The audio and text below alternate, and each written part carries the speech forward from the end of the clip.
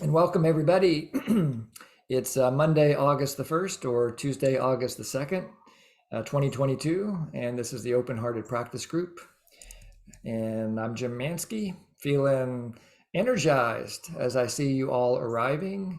And it's been a pretty wonderful day in terms of connection and kind of a sad day as well, as because we've heard of some people that we know in our community that have moved on from this earthly plane, and so a lot of our friends are feeling really sad and suffering right now with loss.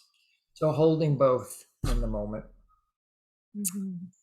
Yeah, and that's actually part of the reason why I did end up coming late, because I've been in contact with some of our friends who are still here and having to deal with their losses, our losses. Yeah, but I've arrived and I'm glad to be with you all and see what we learned together. If you're here for the very And first, I want to remind people that we do breakout rooms. And if you do not want to be in a breakout room, put an equal sign in front of your name. And that would be really helpful if you're a CMVC candidate. If you would put CC before your name, and if you are a trainer, CT. So that will help to bring an experienced practitioner into each room. Thank you. yeah. Yeah, and if you got that equal sign in front of your name, we understand that there might be other things going on in your life, and if there's any way that you can practice in the small groups at some point, that's where all the best learning. You'll learn a lot more from the small groups than you will from anything that you hear from me or Jory. So those of you who I know are certified trainers or candidates, I'm just gonna change your name, and I see you come in like Suda. Welcome, Suda. Yeah, so today's topic is called The Treasure of Self-Empathy, Returning to Zero. And if it's the second in a series, but if it's your first time here, don't worry about it, because each of our classes is a standalone class. We'll include a little review of the previous class. And also each class has a standalone practice and its own elements to support your learning. Even if you came to the very last session in a couple of months from now when we finish this up, it still works because you can always go back and review the videos. These videos are put on our website and you can play them through YouTube. Really appreciate those of you who have subscribed. I have no interest in social media or SEO or all that stuff. Nevertheless, I noticed a little dopamine hit last week when we exceeded 100 subscribers. It doesn't mean anything compared to many of these big influencers, but it's kind of cool that 100 people might be watching our videos.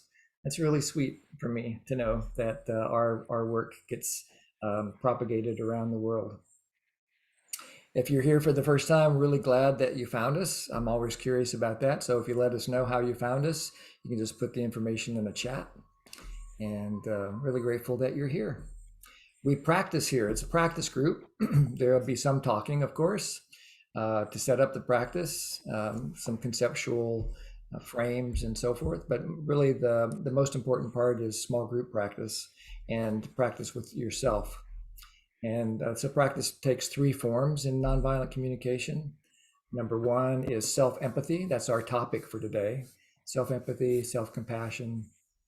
So we'll really be diving deep and focusing on that today. And then also there'll be opportunities to practice both honesty and empathy. Honesty being the speaking part of NVC, nonviolent communication, and empathy being the listening part. Yeah. So let's go ahead and start practicing. We'll start with a self-connection exercise. If you were here last week, some of this will be familiar to you because it's kind of a summary of what we did last week and an invitation then to notice some things from that practice. So just start with right where you are.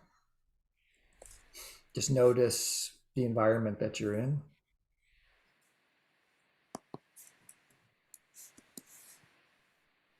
Start to just ground yourself more fully into the present moment.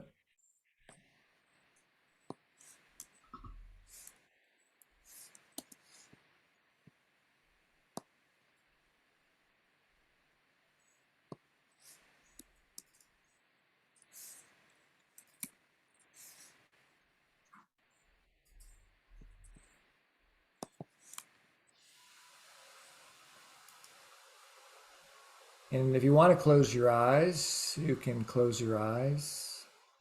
Sometimes that just helps to awaken more awareness of the sounds that you hear,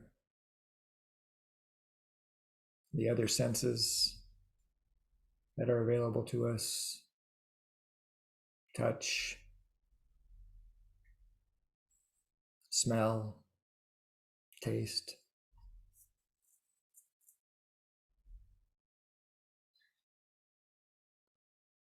And everything we do is optional, so you can choose to follow my suggestions or not.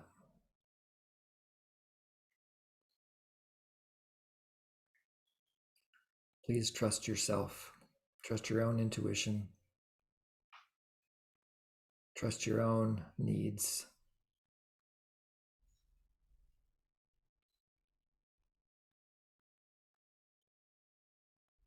Notice the body. You don't have to try to change anything. Just notice it. It's breathing.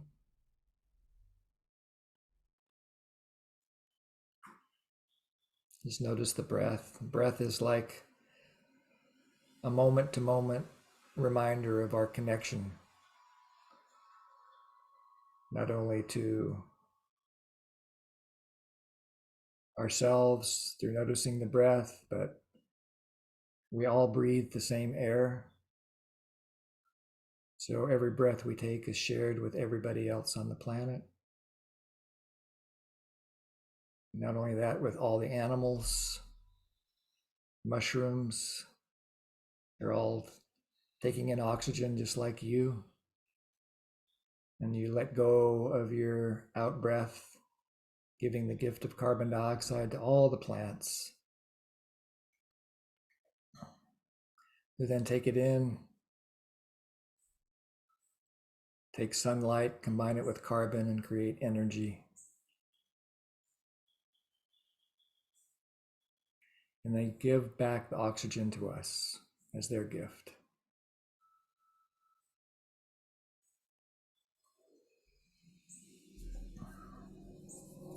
Last week, we explored compassionate giving. And I invited you to connect with a time when you gave compassionately.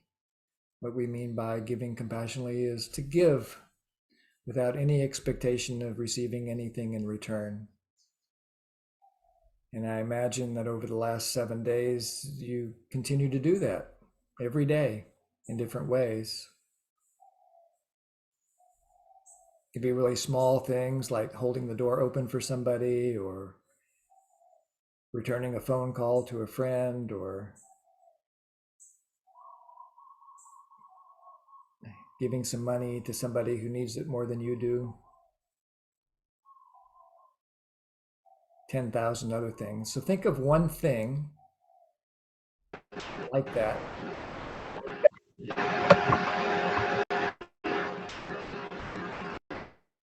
Think of one thing like that this week where you gave from the heart.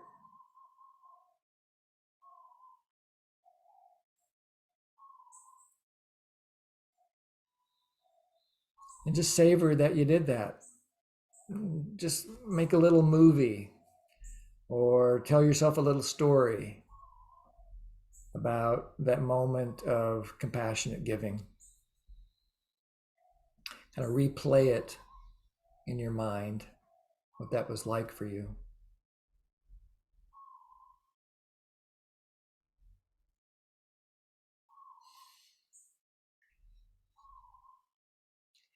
And notice that even though it's a memory of something that's happened in the past, your experience of it is happening in the present. You're feeling feelings right now, having thoughts about it right now. Needs are awake in you right now.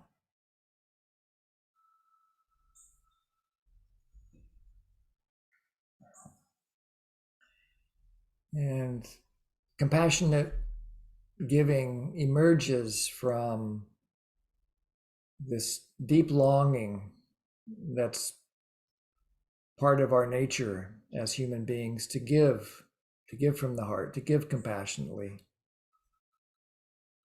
So remember the moment just before you gave. So rewind your movie or go to the first page in your story. And remember when you first had the urge to contribute. And notice what was going on in your body in that moment.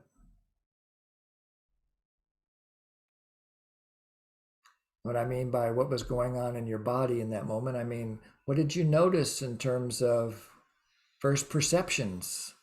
You were looking at the world, you saw something or you heard something, and then feelings arose in your body, sensations and emotions. What did you notice that you're calling the urge to contribute? How would you describe it if somebody asked?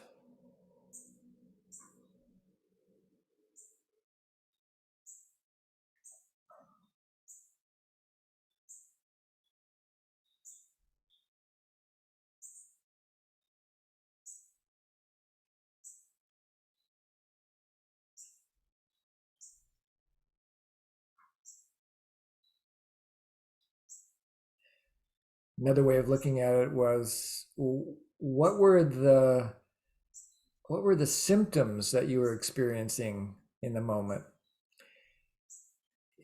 There was this urge to give. How did you know that you had the urge to give?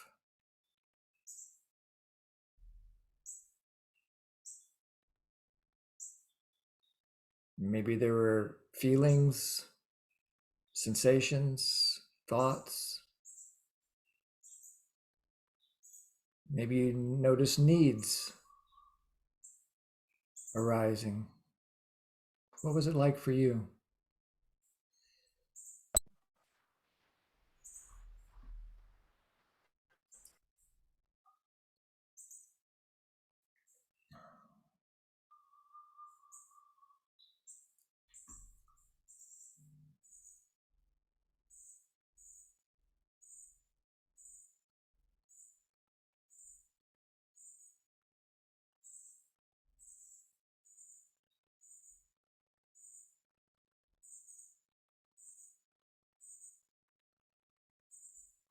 And finally, as we bring the exercise to a close, just notice what you learned after taking this moment to slow life down and to savor a moment when you gave from the heart.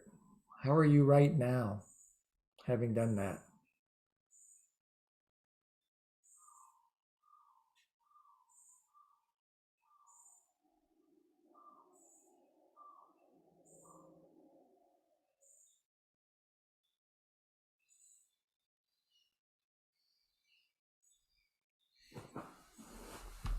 While we've been busy exploring our inner experience, Jory's been busy making small groups. Are you ready, Jory? Yes, I am. We have groups of 3 and 4.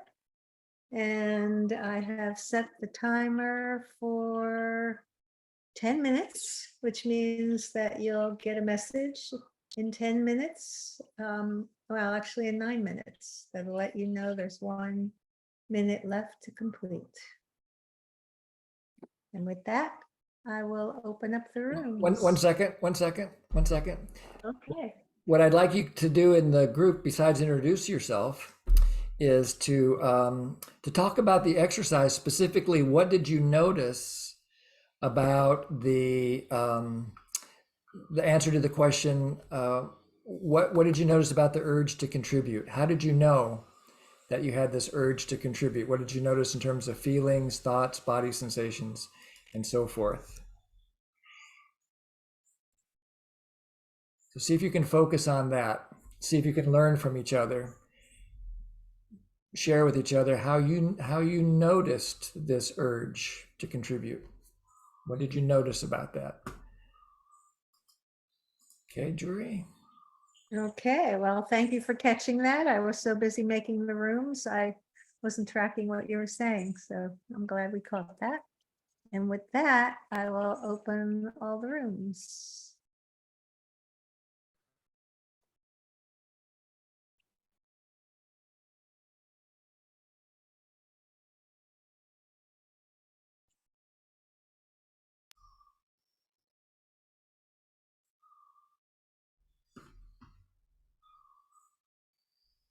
Hey, Jerome, I'm going to make a little room for us.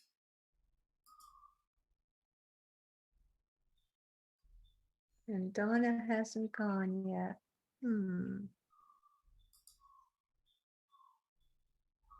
Oh, there she goes. Okay. Okay, I'm going to go hang out with Jerome in 23 if you need me. Well, you can stay right here, Jim, and I'll just keep an eye on if anybody else shows up. I'd rather Okay. not, if that works for you. Okay, so the timer's on. All right. Okay, I'll be back in time. I'm going to pause the recording. Ready? Everybody's coming back. Great. So while we check in with you now, I'm going to take some notes.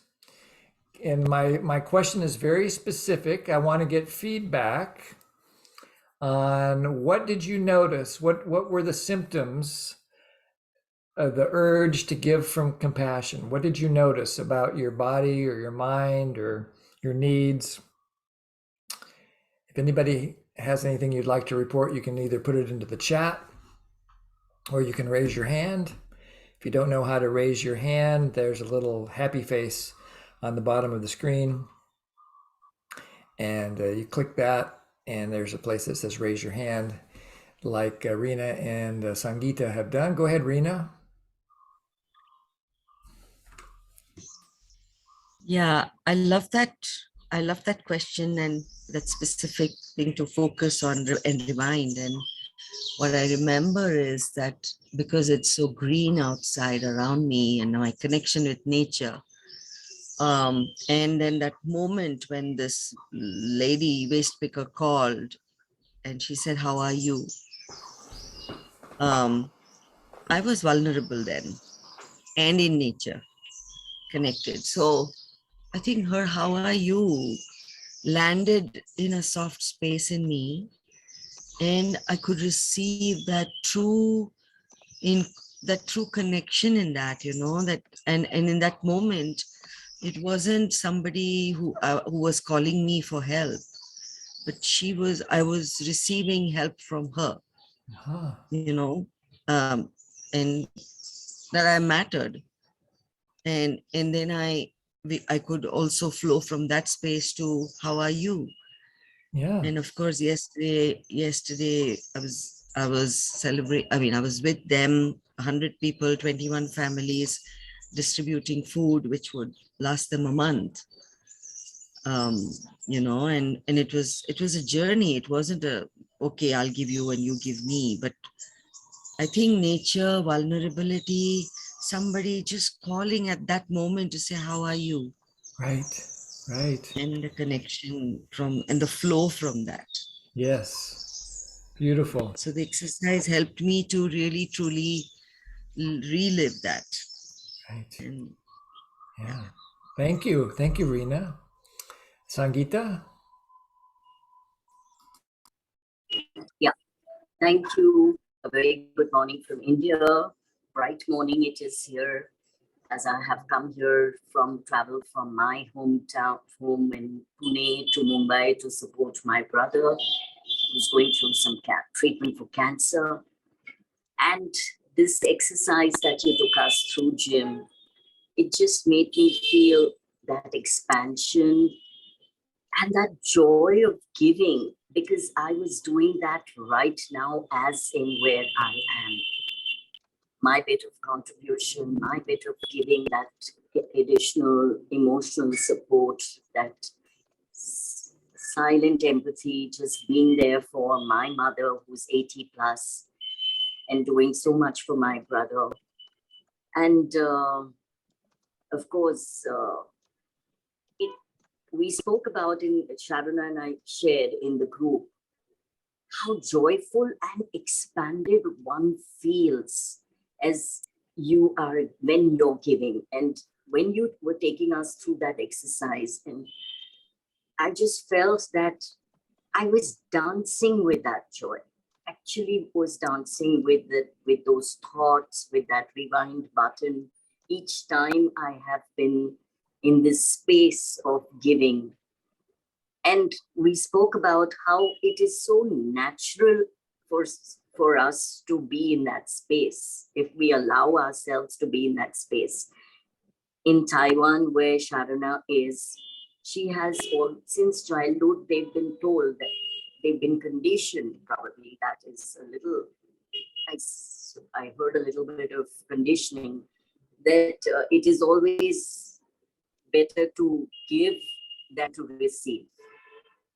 So sometimes you could have grown into this conditioning and into that space of giving. And I realized that sometimes it is like in my case, probably I received, as Reena just spoke, somebody just calling in to check in on me. How are you? Because I was alone after my divorce. I had nobody. And suddenly there was a vacuum in my life. And it must have been the receiving, as I'm hearing now from Reena. Thank you, Reena, for making me aware from where did this giving, this compassionate giving space come into my heart. Yeah. Probably there were many people who checked in on me and asked me, how are you? Yeah. And then I just realized that expansion in that moment of giving. And then the flow of giving naturally and unconditionally must have started from there. Yeah. Yes, thank you so much. Yeah. Thank you, Sangeeta. Karen and then Rob. Yes, thank you. Picking up on that note, when you asked us to focus on how we felt just before we gave, and I experienced it as a welling up. It was an undeniable urge that came deep within me, and it seemed natural. It wasn't cognitive. It came from my heart, and it came up, and I felt compelled to give. So Yeah. felt quite good. Thank you very Yeah. much. Yeah, it's delicious and natural. And Yes. there's this, it's a kind of a gentle compulsion to it. It's like a real, a moving forward, and just Yep. collecting some of the other ones that other people said, that there's this quality of savoring and allowance, expansion and joy and flow. Yeah. And even the willingness to receive, that soft space. Thanks, Karen. And Rob? Yeah, I don't experience, I think my term, or the term I've heard about what we're talking about here, maybe is selfless service, something like that. Anyways, I don't experience that as often as I like, but I do remember months ago, I was at a self-development camp, and, I was doing some, and stuff. There was this ease and belonging, and so it was so natural to volunteer to be a food server, and the harmony, and yeah, very, very luscious, but rare. Yes, Rare in my life. luscious, but rarer than you wish it was. Yeah. That's right. Yes. Yeah. All right. Thanks, Rob. Isabel? Thank you. Luscious, ease, flow, definitely.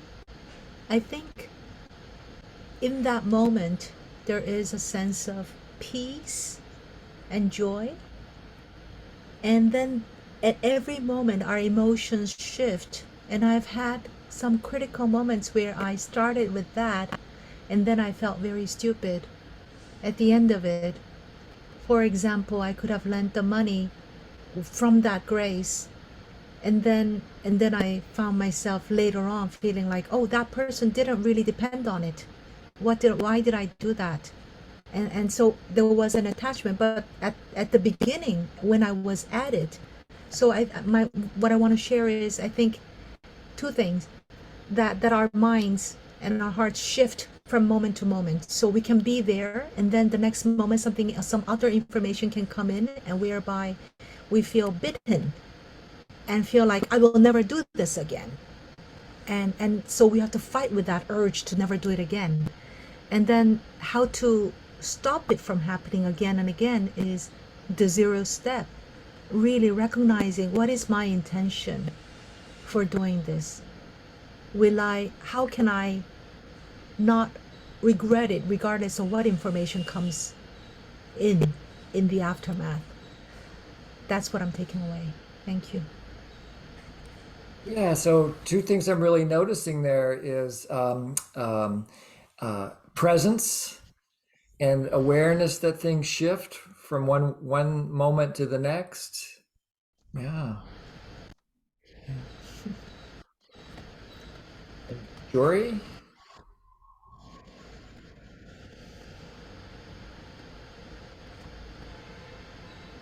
you're muted, Jory. I'm seeing some messages in the chat, and what I see here is, let's see, catch the right ones. Actually, all of the message. Oh, okay. Sorry, I was busy taking care of something else. So, what I hear from Sudha is, I felt a surge of energy moving physically out of me to the other, just before my moment of connection. Thank you for helping me focus on that instant before I took action. So much goes unnoticed by me, and this invitation to be present to that moment is a learning for me. Yeah, thank you, Sudha. And from Leslie, giving and receiving can be synonymous. And then from Nikhilananda, wow, every moment there's a change. Nothing lasts forever. And did I miss any? Yeah, there's a few more. Jaya says, when I see people in pain, I have an automatic urge to relieve them from their pain and share some of my joy with them. When I see someone who has less than me, I wish to share what I have. Sometimes I give to strengthen connection. In my body, I feel a certain expansion when I give. And I see from Rena, at Isabel, I love the reminder to fight the urge that I will not do it again. Sometimes it takes a few moments of breathing and noticing and accepting the momentary constriction, to breathe in and expand. Yeah. And then Leanne shares, I noticed myself thinking, if I was him, I'd want someone to do this for me. That's empathy, right? Empathy, and then accompaniment to relate what you, for me, that's like a real shortcut definition of compassionate giving, to notice that there's a need and that you might have the power to contribute. Not that you have to, but that you might be able to. An urge to deepen the connection with the person. Go ahead, Joy. And from she, a sense of connection with the people who receive it. Yeah. My perception of connection may not be true for others. What a deep truth. Yeah, we give the world all the meaning it has for us, and I, it's just I want to say sometimes we feel the sense of connections when we give to others, but our projection or our perception may not be the truth. It's just our projection of yeah. a false connections. Mhm. Yeah, we all have a different point of view. And I don't see what's behind me unless I look in the mirror like I am right now, that there's art behind me. I don't see that. You get to see it when you look at me. And that's pretty much the truth of what we're talking about in terms of our feelings and our needs in the moment.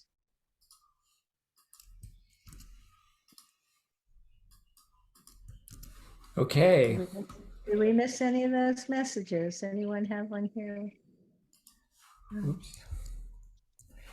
I think we got them all. So I'm going to share my screen with you, and we'll dive into a little bit of the presentation before we do more practice. So first, I think you guys are already clear from last week on the essence of the zero step, which is that it has to do with presence, the intention to connect, and openness to outcome. So as best as we can, when we're in the zero step, which is where compassionate giving comes from. That's the relationship here. Compassionate giving comes from zero. It's the natural consequence of zero is that we want to give. And it comes from presence, the intention to connect, and openness to outcome. And so some of the things that that you and others have reported in the past, the sense of spontaneity.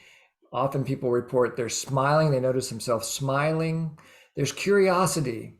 This morning I was on a call with another certified trainer, and she says, let me get my ground so that I can get curious. That curiosity is a symptom of zero. Open-heartedness, love. There's a sense of openness and safety. It's very hard to give when we're feeling scared or triggered, or it's kind of like what Isabel was reporting. When we have those moments of constriction, it blocks compassionate giving and receiving. It's important to notice that. Nothing wrong with that. But when we are in zero, there's a natural desire to connect. There's a sense of being relaxed, open, alert. There's a fear tends to drop away. We may stay very alert, but we're no longer trapped by fear. And there's a sense of that we're contributing from abundance or from a sense of fulfillment, a sense of celebration, a sense of inspiration and appreciation. That when we give, it's an expression of our freedom. And it comes from a place of gratitude. We might even experience that's that moment someone else mentioned that it's hard to tell the difference between giving and receiving. That's a hallmark of compassionate giving, is it's hard to tell who is benefiting the most, the giver or the receiving, because it comes from this depth of caring. There's no wedding to an outcome. We're not attached to an outcome. Someone said at a previous class, it was like filling up and spilling over into an endless waterfall. So sometimes we make these metaphorical images that can help us to reconnect to zero. The feeling of happiness or the state of happiness. So these are some of the symptoms of zero.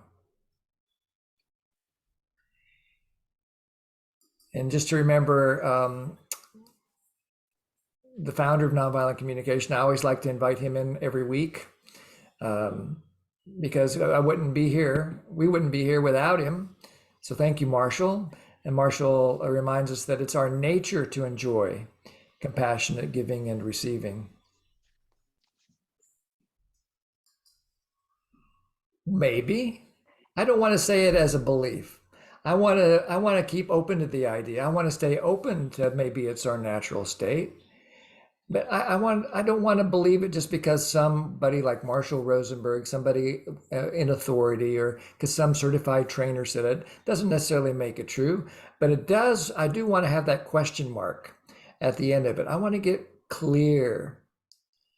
And Zohar wants me to put the slide back. I'm going to give you the whole list at the end of the call. I want to, if it works for you, Zohar, I'll give you the entire slideshow today, and that includes that list. Yeah, so don't believe me, don't believe Jory, trust your own experience.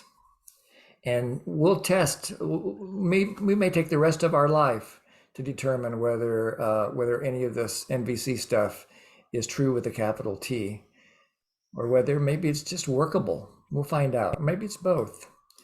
But today we're going to explore the inevitable. As some people have pointed out, we're not always in zero. Sometimes we get caught, and the zero step is the furthest thing from our mind.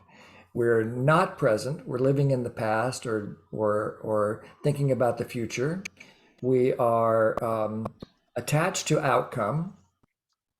There's something we're in demand energy. And we don't want to give anything. We actually want to receive rather than to give.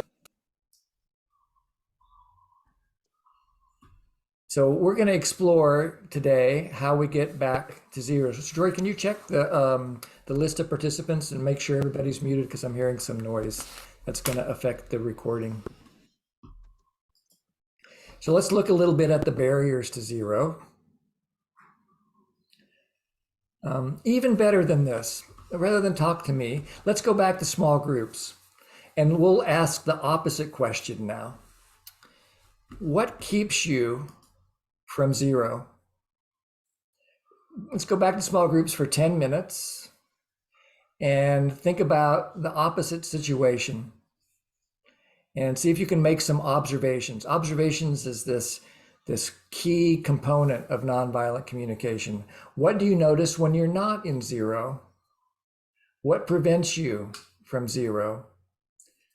What are the physical sensations, the emotions, the thoughts, the needs, whatever it is, that prevent compassionate giving and receiving? And then when we get back, we'll explore that. So Jory, are you ready to put folks back? Just so you know, for the most part, most people end up in the same room, but not everybody, because there's some coming and going, and I'll open the rooms now. Oops. Recording.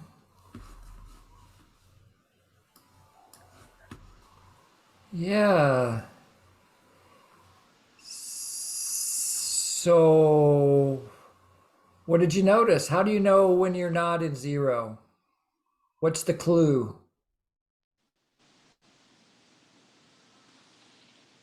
Well, I can just give an overview, a part of my discussion, our discussion, if that's okay, which is. Yeah, who's talking? I can't tell who's talking. That's Aviva.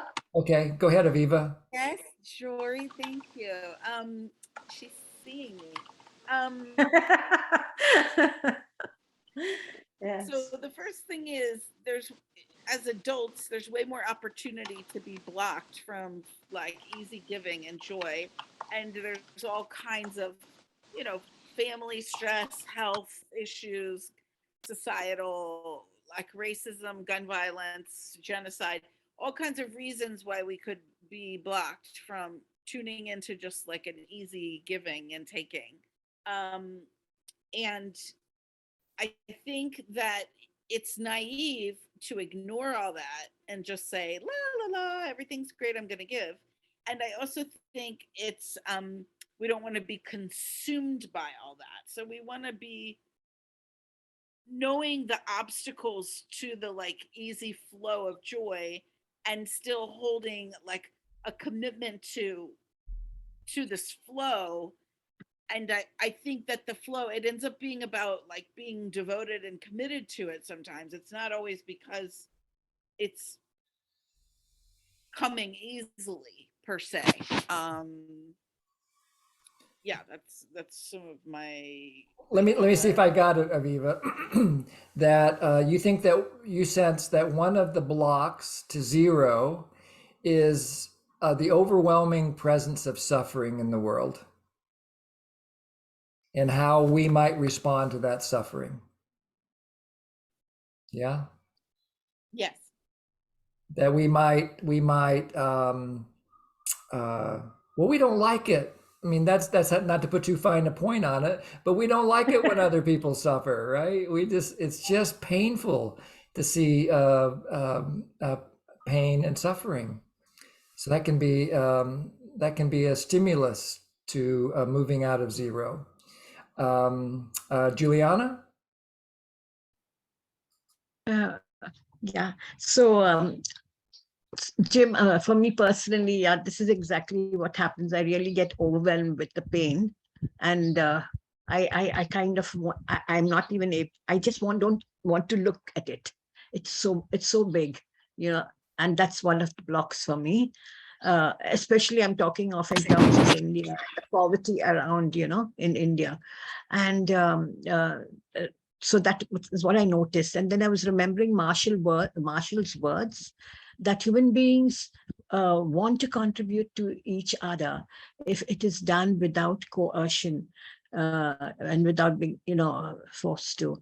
And so that element of joy is what really really motivates me to give. So yeah. Thank you. Yeah, so again, the takeaway from what I hear from you, Juliana, is one of the barriers to zero is a feeling of overwhelm and the thought that there's nothing that I can do. It's just too big, something like that. Yeah. Sense of helplessness and hopelessness. Yes. Leanne?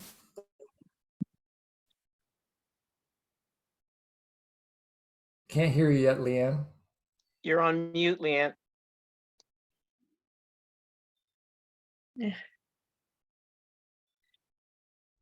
Oh, you're having. There we go. I was trying to unmute Tanya. Sorry. um, I think in our group, thanks for your patience. The technology is a weak point for me. Anyway, I think in our group, we came up with some generalizations or generalities. One of which is that it's a barrier to giving is when we don't have our basic needs met. So if we're tired or sick or hungry, we're more self-focused and less apt to feel that flow.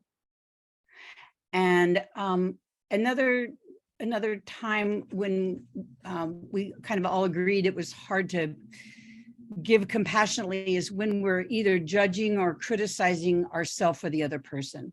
Yeah. So that was what we came up with. Great. Two things that I'm catching. One is when we're hungry for something, when we're in some sort of chronic state of an unmet need, that can be a barrier. And then a moral judgment, some kind of a judgment can get in the way. Tanya?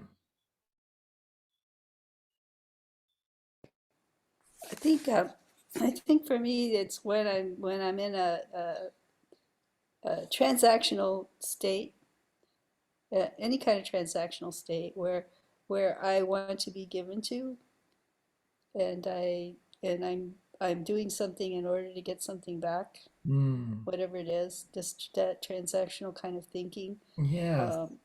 Because I'm bound to be disappointed. You know, because nobody is going to perfectly do what I want them to do, no matter how hard they try. Right. So I was thinking back, but I was thinking back on one thing that was said before we went into this breakout was about connection.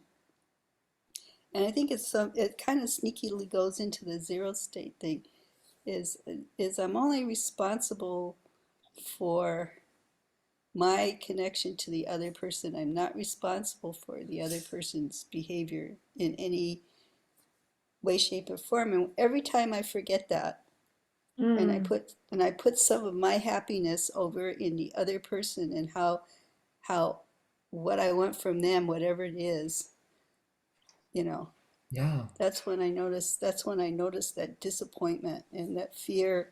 Oh, maybe they won't give me back what Yeah. I want. They won't appreciate what I did for them, and then I'll feel like an idiot, Right. or whatever it is, Yeah. But but the core thing of it is not in zero state.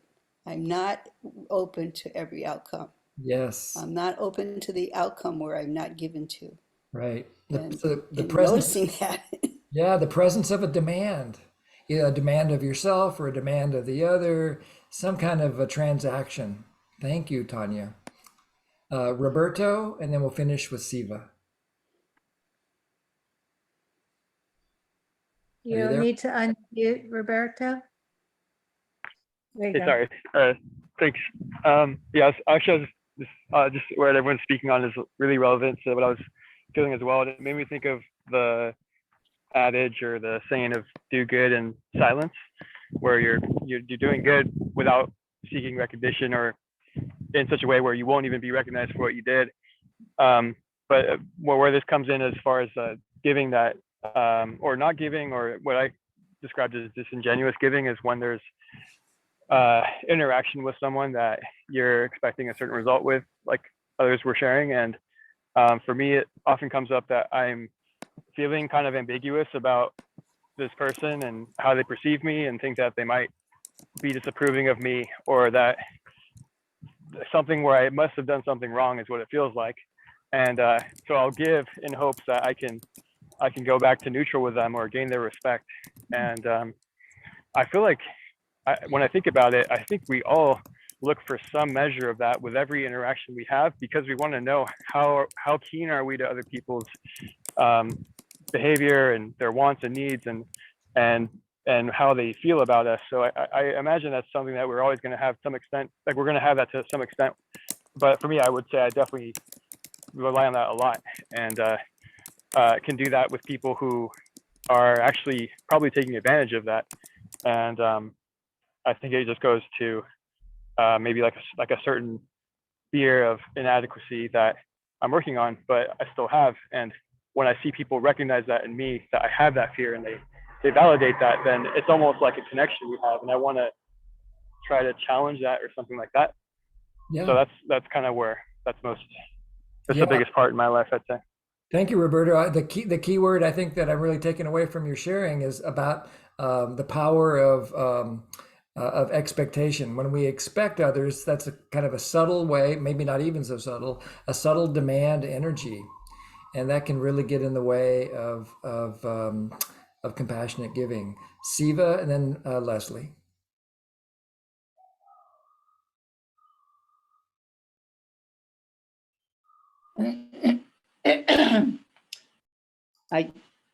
I want to summarize what I think is a summary is a few words that say, thinking makes it so.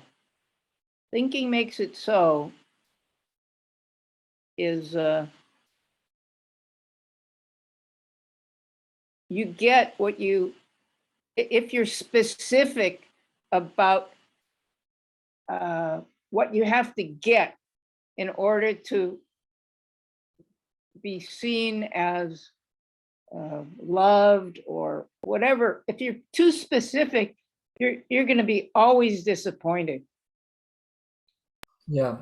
The power of thinking can outweigh just about anything. Yeah.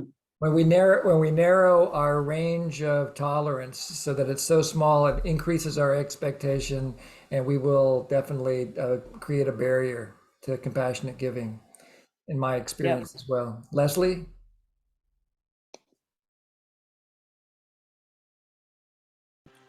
Yeah, I wanted to say that I think when we're in zero and we give, the giving itself is its own reward.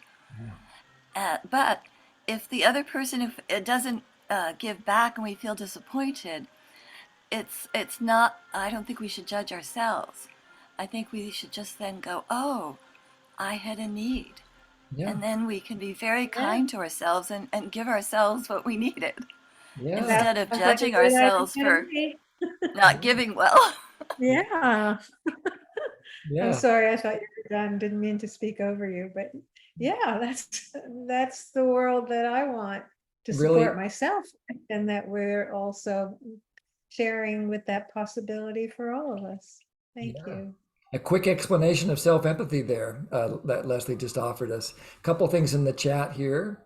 Um, uh, I like what Sudha said.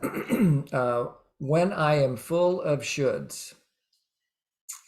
So one of the gifts to me of nonviolent communication is to notice these life alienated communication patterns. And when I think in these life alienated ways, like should or shouldn't, then it will create a certain kind of a feeling that I'll talk about in just a second.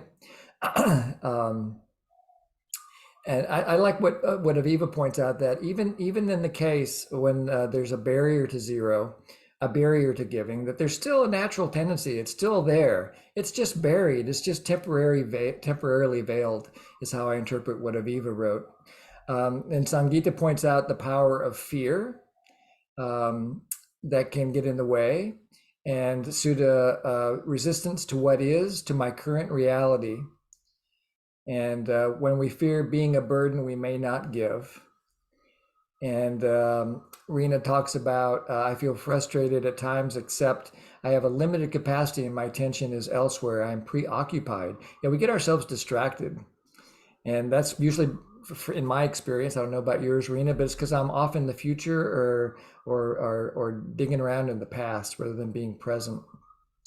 And Nari says, when we are being taken advantage of, when we have been violated in some way, and I would just maybe edit that slightly to say when we think we're being taken advantage of, or when we think we've been violated in some way, that is definitely a barrier to zero.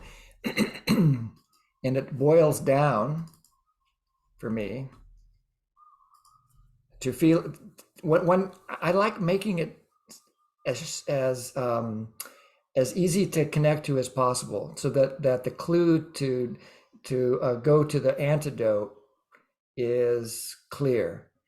And so one way of looking at it is there's a feeling of separateness or a feeling of alienation, that I'm not we in that moment. I'm just me and you're you, or it's us against them. There's some kind of sense of separateness, and that's going to cut off compassionate giving and receiving, which then leads to the question, then what do we do? How do we go home to zero when we are stuck with that feeling of separateness? So that's what we're going to play with now, is how do we go back to zero when we're stuck? First step, there's going to be 4 elements that we will play with. And by doing the exercises that you've done so far, you have heightened your skill level simply for noticing.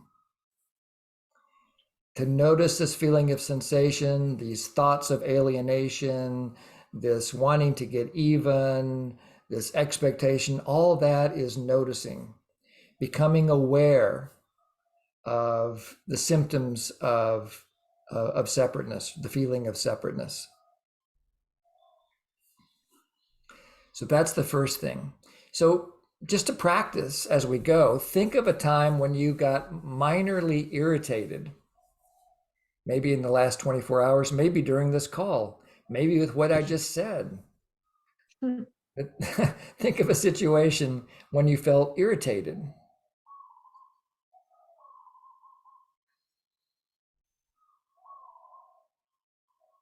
Maybe write it down. Practice that fundamental skill of observing.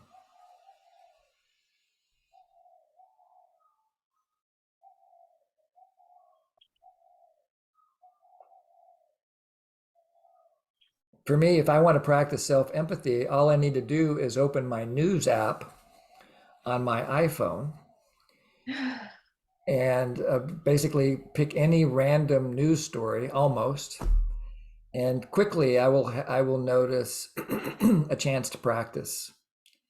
And it comes from a feeling of irritation, thoughts of rightness and wrongness. I notice thoughts about punishment. Somebody deserves to be punished or rewarded. Some kind of comparison going on. What do you notice that lets you know you're feeling separate or alienated?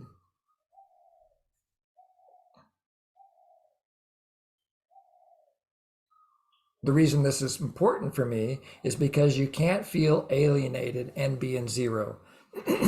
They're fundamentally different forms of consciousness. By noticing, you can get back to zero, but you can't be in zero and feel separate. At least I can't. Maybe somebody else can. I can't figure it out.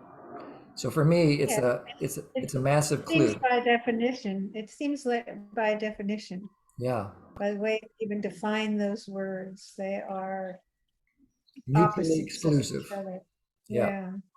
So noticing is the key thing to heighten our awareness that we have slipped from zero.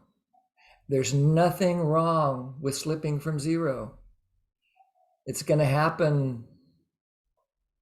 It's going to happen to all human beings because of the way we've been educated. So it's not your fault. It is important that now you begin to notice if you want to have some liberation. So that's the first step, noticing. It's a signal. It's not right or wrong. It's just a signal. Yeah. Yeah, exactly. That what we're noticing is a feeling. Feelings are nature's way of creating an early warning system for us that we are becoming separate. We're moving away from our natural state. And that if we follow the path towards separateness, violence is right around the corner every time. Whether it's a harsh word or a violent action or withdrawal of love or anything like that, noticing is the first way to avoid walking down that path. The second is what you just did. By first noticing it and then writing it down as an observation or talking to yourself in an observational way, you named your experience.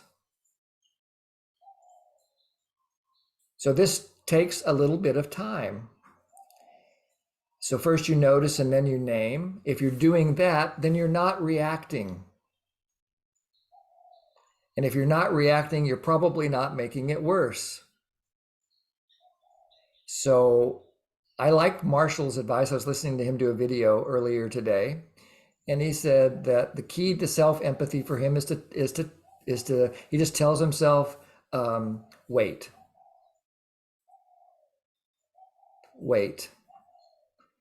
What's going on for you, Marshall? Name your experience.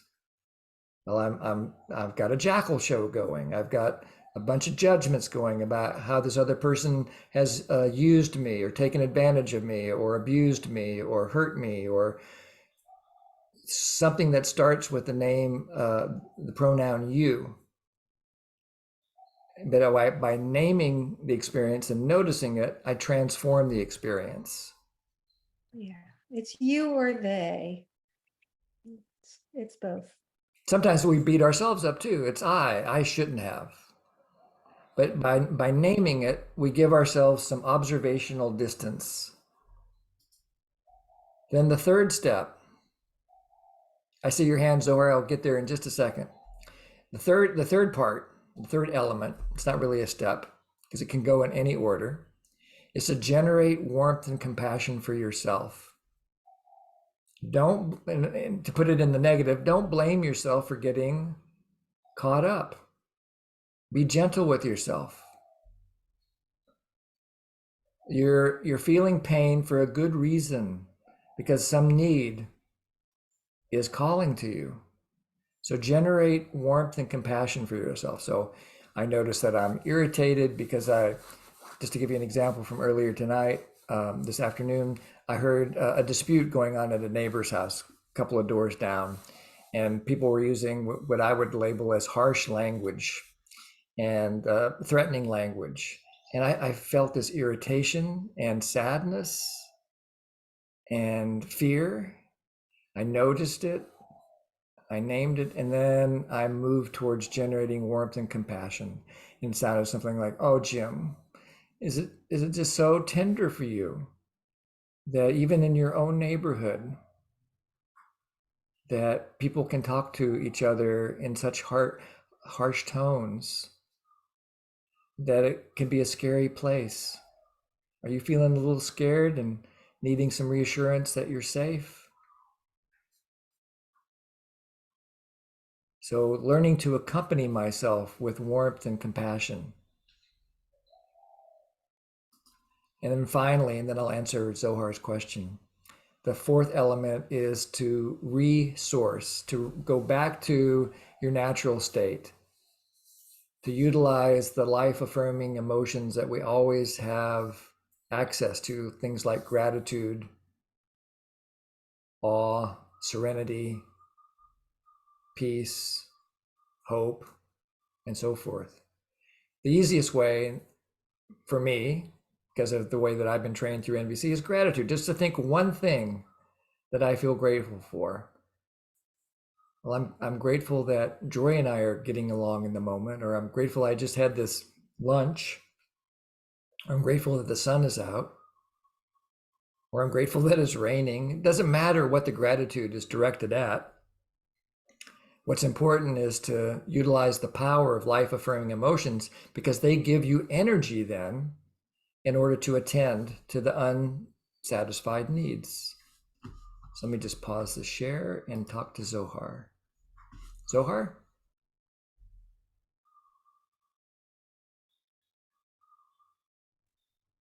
Yes, thank you. Yeah, just what you said about Marshall, how he says, wait, that's the key word for him for self-empathy.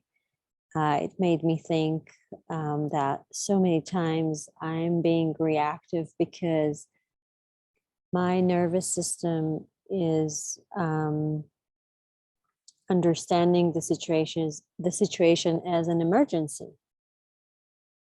And then I react like if it's an emergency. And I thought, wow, if I could just wait. There's so many moments that I regret that I just didn't just pause, that I was just willing to slow down. So yeah, I just wanted to share that and to thank you for that. And if you have anything else to say about it, I'll be happy to. Thank you for the reflection, because it clarified for me what I actually heard Marshall say. I love the word wait. It's the word that Jory often uses when she teaches self-empathy, is wait. And so I enjoy that word. But I remember what Marshall said was, Marshall coaches himself with 3 words. He said, I use 3 words. Take your time. Take your time. And I kind of like that, because it takes another half a second to say that to myself rather than wait. Because the temptation is always to go back to the reaction. And so by noticing and naming and then giving myself this little bit of coaching to take my time, then that expands the space for reaction to become response. And I get a chance to take responsibility, to see that I have a choice. So I'm really grateful that you reflected it and that it's in harmony with your own experience, Zohar. Anything you want to say in response? No, I guess. Thank you for giving it the attention. Yeah, you're welcome. Yeah. I want to just respond to something that Viva put into the chat. Sliding away from flow is not always a mind thing. It can clearly be a lack of basic needs being met. I'm in harmony with that, especially when I notice, and I see Aviva has her hand up, so I'll just go directly to her. Is there more you want to say about that, Aviva? And then we'll go to Francesca.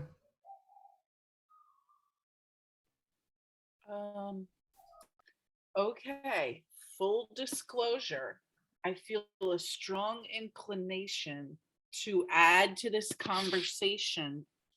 It is not bad to react, and it is not always good to not react, and that there are plenty of trauma survivors, I'm sure, just given the numbers on this call, myself included, out of 52 people who have grown up in war, been shot, been raped, been stabbed. I'm not asking anybody to disclose, but that makes the brain go into the fight or flight, and that is a protective mechanism as well. And I just want to make sure, because there was something in one of my small groups earlier, where people think, oh, I need to blame myself because I'm reacting about negative things, and that is not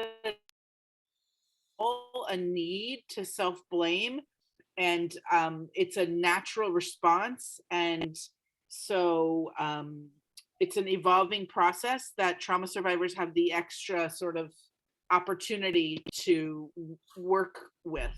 But I just want to, that's my own, like, I always want to say that.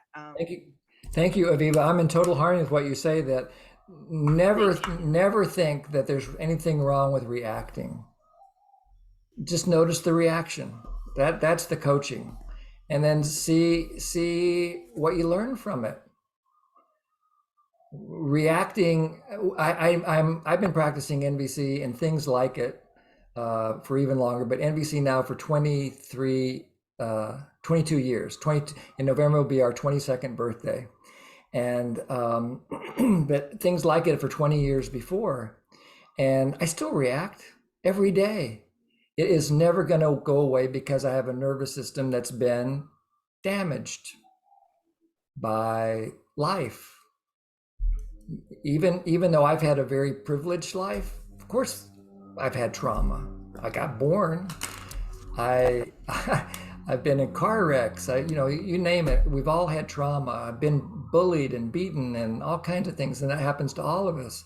And so, of course, our nervous systems are in a reactive state, and we move towards fight or flight or freeze. There's nothing wrong with that. It's super, super protective. Jory, you have your hand up. Yeah, and I'd like to add that in actuality, having a nervous system is part of our biology. It's there for a reason. It's not just caused by something else. It's actually the reactivity is caused because we feel scared. Just because you feel scared doesn't mean there's nothing to be afraid of. I've lived with that phrase for quite some time in my life. So of course we have reactivity in the nervous system. Some of it is traumatic. Some of it is because there's a real threat there. Yeah.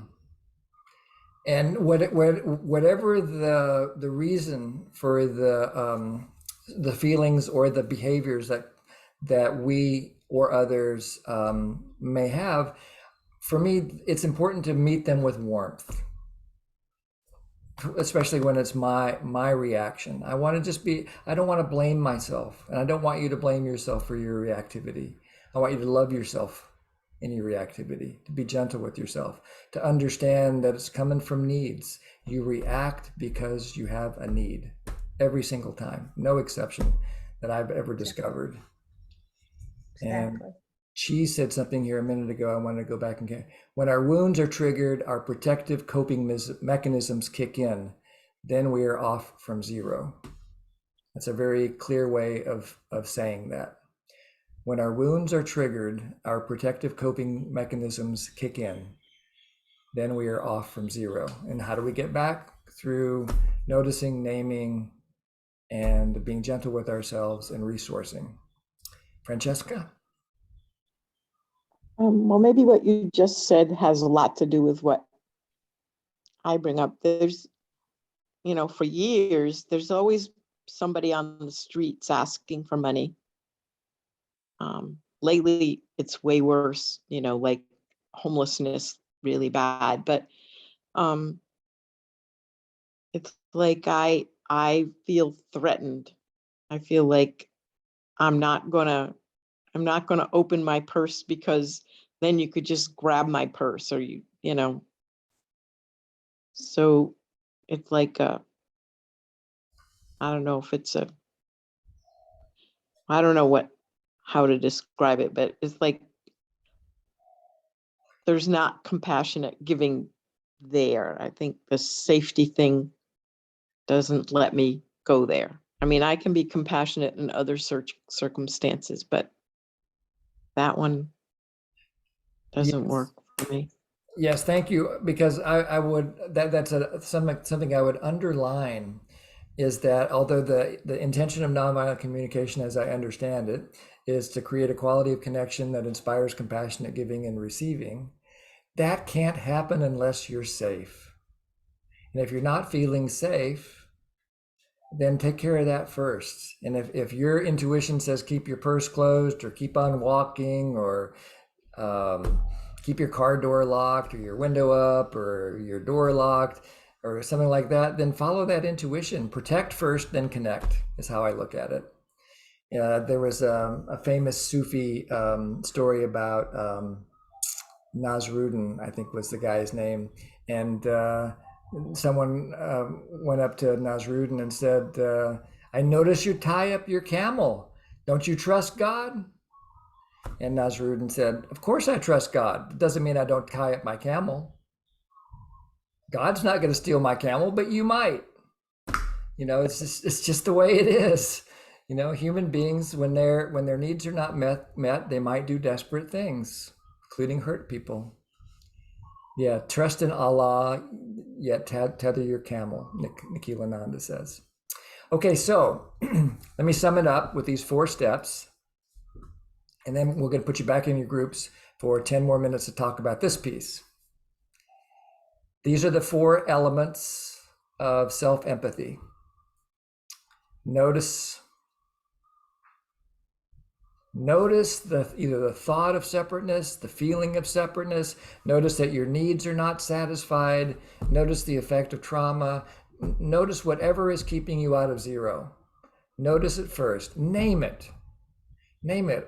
This is not a good conversation for me to have, a good time for me to have a conversation with Jory. I am too hungry. I'm too tired. I need too much empathy from something else that happened today. I notice that and name it. And then generate some kind of resource state for yourself by connecting to the remembering that no matter what's going on, you can always find something to be grateful for. At least you got your next breath. Gravity's still working. Whatever it is for you, some kind of an anchor to gratitude, to generating warmth and then resourcing to gratitude. Noticing, naming, generating warmth for yourself, resourcing with gratitude. So now the invitation is to go back to your small group and talk about how you might be able to use these 4 skills in the coming week to, I like that. Donna got the clue. These elements are basically observations, feelings, needs, and requests. How about that? You caught me, Donna. So how about you go back to your small group and talk about how you can apply this at, it'll be 5:30 in 25 minutes here in Maui. And so wherever you are, it's going to be the end of the class and you're going to move back into life. How will you apply these 4 elements starting one second after the class is over? How will you be prepared to notice, name, generate warmth, and resource yourself? We'll see you back here in 10 minutes again. Okay, is that 10 minutes up there? Nope. Give me a sec, I'll put the timer on. Got it.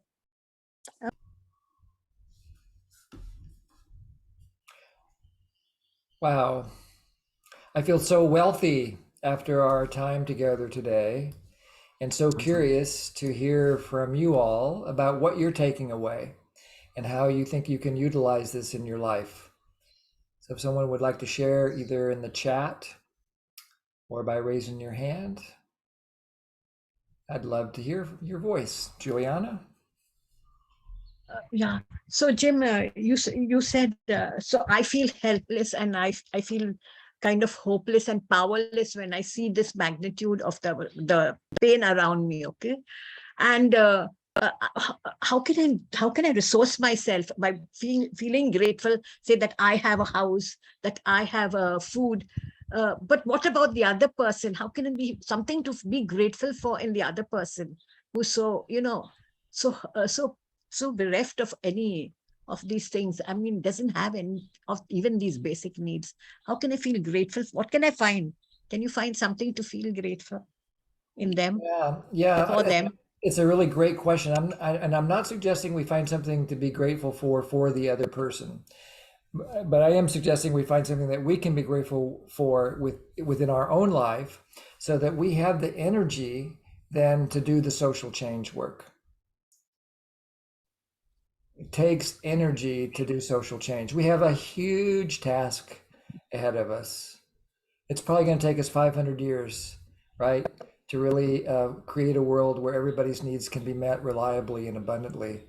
But it won't happen if we allow ourselves to become paralyzed with hopelessness.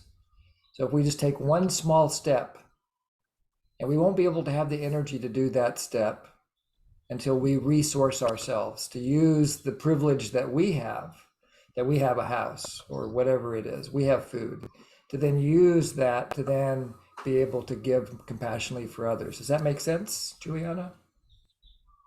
Yes, it does. It does. Thank you, Jim. Yeah.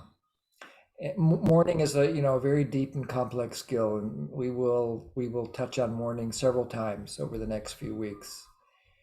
It's a lot to mourn. Tanya? I was just loving the resourcing step and the Jim and Jory hat trick, which you've taught many times, which is think of something that you don't want, flip it into what you do want, and savor and enjoy the beauty of that need. Whether or not the need is met is irrelevant, just the beauty of the need. I've loved that. I've shared that with so many people, and God, if it doesn't work every single time, it's like, I've been in a room where everybody was like, "Rrr," like this, and I just said, what are you not liking right at this moment? What is it that you would love to experience right now? Okay, just savor that. And like in 2 minutes, it's like, Yes, maybe that's what Mahatma Gandhi was pointing to when he said, "Be the change you want to see in the world." Just to notice the unmet needs, and then to mourn them. And the way to mourn them is to think, okay, what's it like when they're met? What can I do how can I resource myself? That's a beautiful thing to do this week. Yeah. What else? What else are you going to do this week to practice this? It won't do any good if you just talk about it here. How are you going to implement this with your husband, your wife, your kid, your parent, your boss, your coworkers, your neighbor? How can you implement this?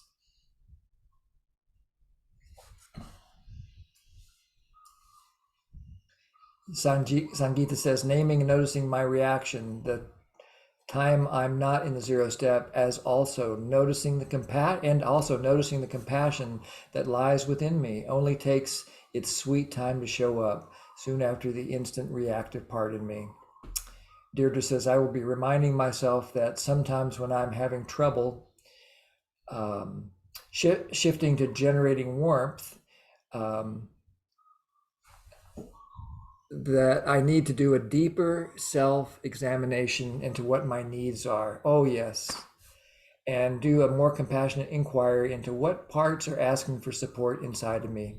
It's very easy to get stuck trying to force myself to not be bothered, or even to use the skills I've acquired over many years to sidestep real emotion, which I don't want to admit I have, as it is often coming from disowned child parts who need my attention. Oh, yes. Let's give all those parts the attention, the warmth, the gentleness that they need. We get a chance to reparent ourselves in the way that we always wanted to be parented. Remembering, take your time. Karen says, dang, it's all inner work. Keep breathing as I dance through this campaign. See, hear, watch, read some of the comments and feedback of others. Be brave and attempt my do-overs with openness to outcome. Wonderful, wonderful practices. So just to finish up for today, just take 2 minutes or 1 minute and close your eyes if you're willing. And just let the experience of the last 2 hours soak in.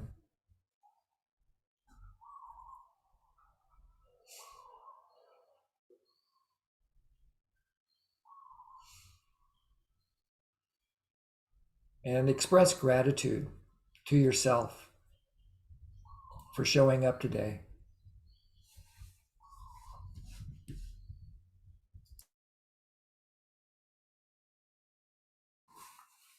You showed up today to learn and practice and connect.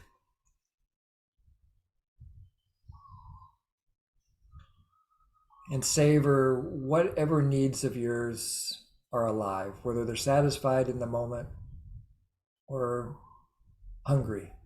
Savor those needs that you notice right now.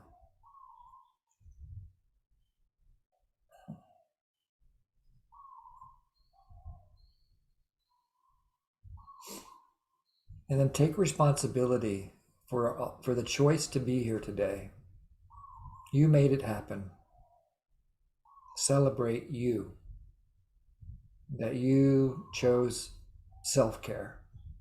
You chose learning. You chose community. Whatever it is that you chose by being here, celebrate yourself for choosing.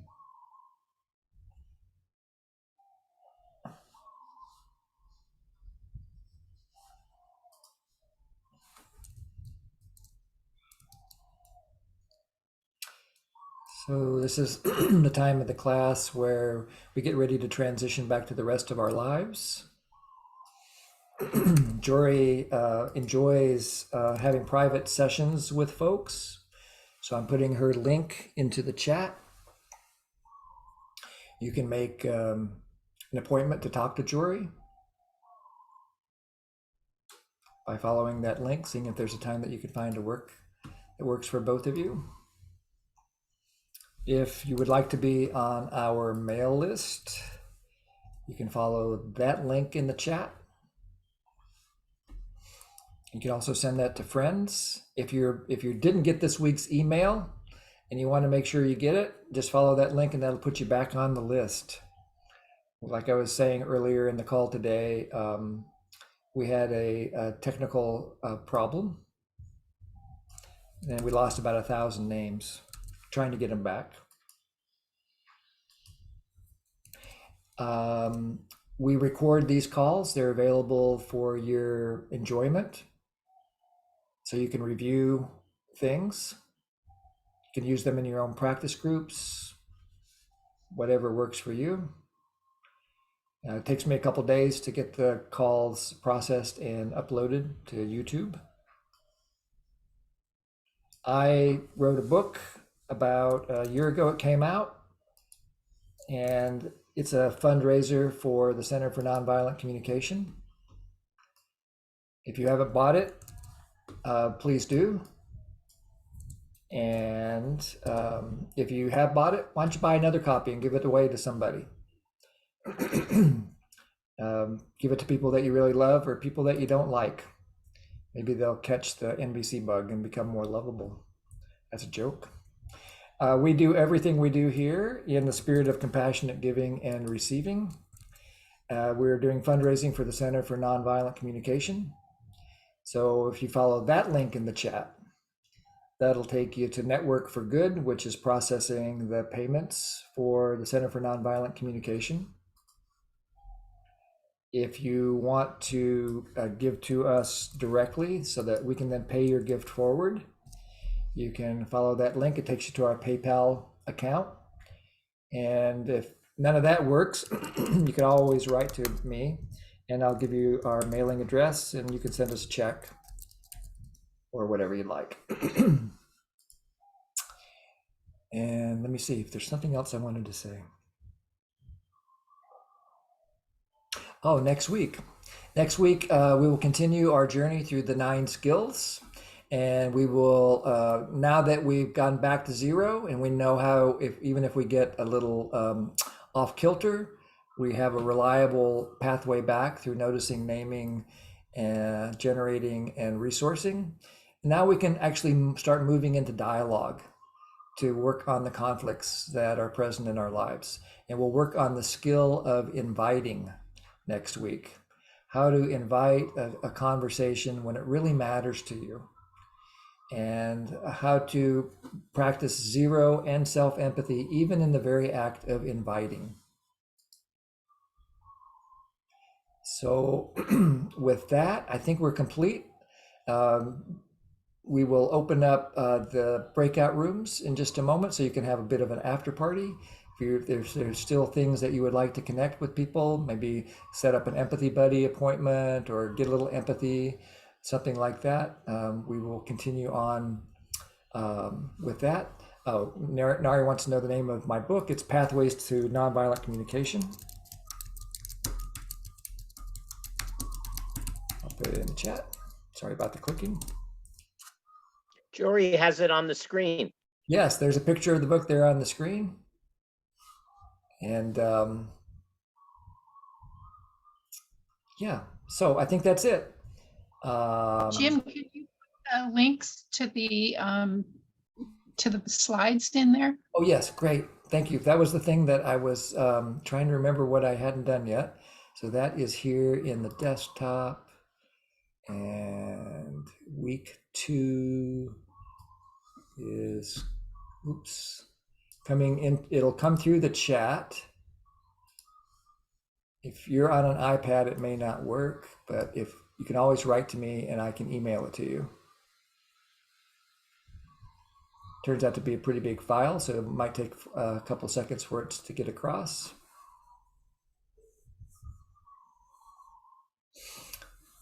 And I'm not sure if Jory's still here to do the small group, so I can. Yeah, I'm here. I'm not feeling. I'm feeling more terrible than usual, but not terribly unwell. But I'm having some brain fog in the moment. Just so that's why you don't see me. Okay, all right. So we'll see you guys next week. I'll come up and check on you, Jory, and we'll see you all next week. Have a wonderful week practicing. Practice. Love you, and see you next week. Bye-bye. Thank you so much. Thank you. Bye. Aloha. Aloha. Thank you. Bye.